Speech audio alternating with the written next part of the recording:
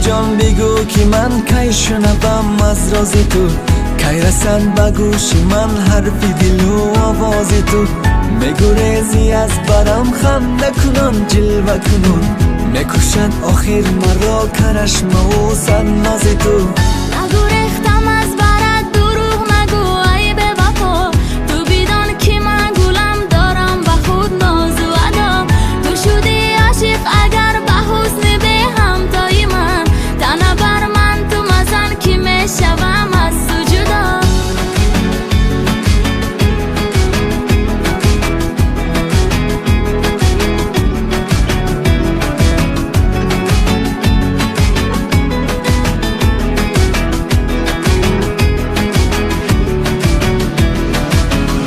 جستم از تو وفا کردی ولی بر من جفا، خسته و آسودم نکردی قلبم را دوا.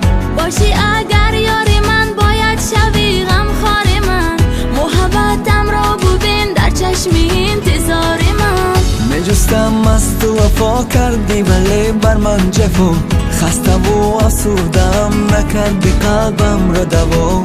باشی اگر یاری من باید شوی غمخوار من، محبتم را ببین در چشم انتظار من.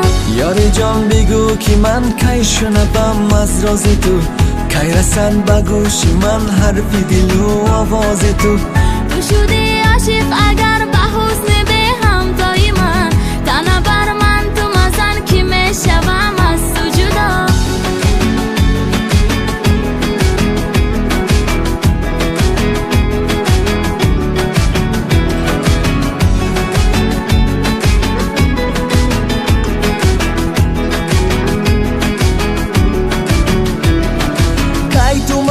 صدا کنی برای من وفا کنی، با غصه مبتلا شدم کی تو مرا دوا کنی. نرفتی از خیال من، نظر بکن به حال من که من هنوز زنده بگشتی از وصال من. یاری جان بگو که من کی شنوم از راز تو، کی رسن به گوش من حرف دل و آواز تو.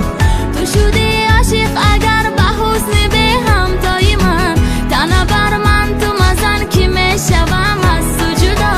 یاری جان بگو که من کی شنوم از راز تو، کی رسن به گوش من حرف دل و آواز تو. میگریزی از برم خنده کنان جلوه کنان، میکشد آخر مرا کرشم و سرناز تو.